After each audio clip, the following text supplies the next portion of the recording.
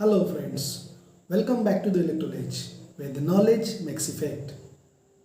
So today we are going to discuss about the third part of the op-amp which is known as the op-amp as an integrator. So integrator क्या है? सबसे पहले integrator के बारे में जान लेते हैं कि what is the definition of integrator? The definition says it is the output of an integrator is defined as it is the integration of input voltage, or simply you can say the output is equals to the integration of input. This is the op-amp as a integrator.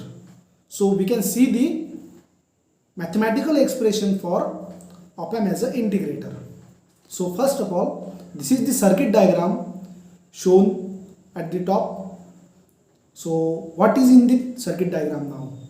In the circuit diagram says the resistor R1 is connected to the non-inverting terminal of an op-amp, and the non-inverting terminal of an op-amp is connected to the ground. Now you can see the input voltage, that is V in, we can call it V in, is connected to the non-inverting terminal through resistance R1. Then the point we written, that is VA and VB, which is called as the summing point.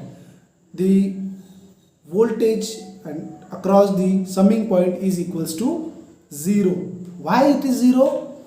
Because जो internal resistance रहता है किसी भी op-amp का, जिसे हम Ri के नाम से बुलाते हैं, वो infinite होता है. The value of internal resistance of an op-amp is infinite. So definitely the voltage becomes 0. Now what happens is we use the inverting terminal. Okay, so first of all we calculate the current flowing through the input end. So at the input end we use I is equals to V in, which is a voltage source, up to the next point, that is VA. So V in minus VA upon the resistance. So what is the resistance at the inverting terminal is R1. So the equation became I is equals to V in minus VA upon R1. Okay, so we know what is the value of VA. VA is a 0. Why? This is because of the infinite resistance, internal resistance, or we know VA is equals to the VB. And what is the VB? VB is connected to the ground. You can see in the circuit VB is connected to the ground. So what is the value of ground is 0. So the expression will become I is equals to V in upon R1. So we put this expression as equation number 1. Now you can see the output end. So at the output end, what is the value of current over here? The value of current is I is equals to, now here the point is VA minus VO. Why VA minus VO? Because we feed back the current to the output. So this is the output circuitry. So VA minus VO. Okay. And we use the capacitor as a feedback network. So what is the equation? Now the I will equals to CF. CF is for capacitor. Then DDT. What is DDT? Differentiation. DDT of VA minus V0. As we know, VA is equals to 0. So what will be the equation now? It will be minus CF DDT of V0, means differentiation of V0. Okay. Now we are going to calculate equation number 1, and this equation we can call it as equation number 2. So both equation came together and we equate both equation. So this became, by equating both equation, V in upon R1 is equals to minus CF upon DDT of V0. So this is the equation. Now we integrate on both sides, on either side.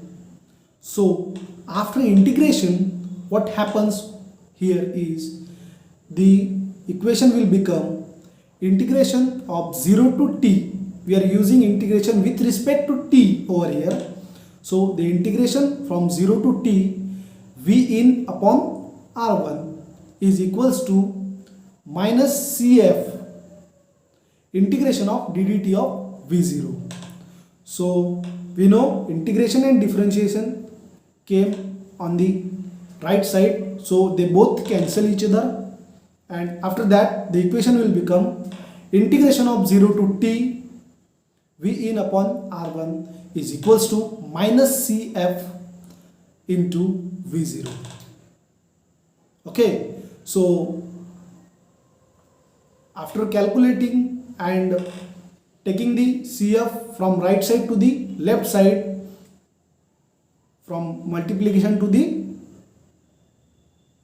division, or from numerator to the denominator, the equation will become V0 is equals to 1 upon R1 into CF. Why we take here 1 upon? Because we know R1 is in the denominator and CF is in the denominator. So 1 upon R1 into CF integration of V in. So why we integrate V in only? Why don't CF and R1? Because R1 and CF are the constant. We can use the constant value to the R1 and CF. So that's why the final equation will become V0 is equals to minus 1 upon R1 into CF integration of 0 to t V in. So we came to the final result, which is known as the output is equals to the integration of input. Why input? Because the value of R1 and CF is constant. So this is the expression for the op-amp as an integrator. Hope you like this video. If you like the video, please write down in the comment, like this video and share it to the friends or family members. This is Chandrakant signing off. Thank you.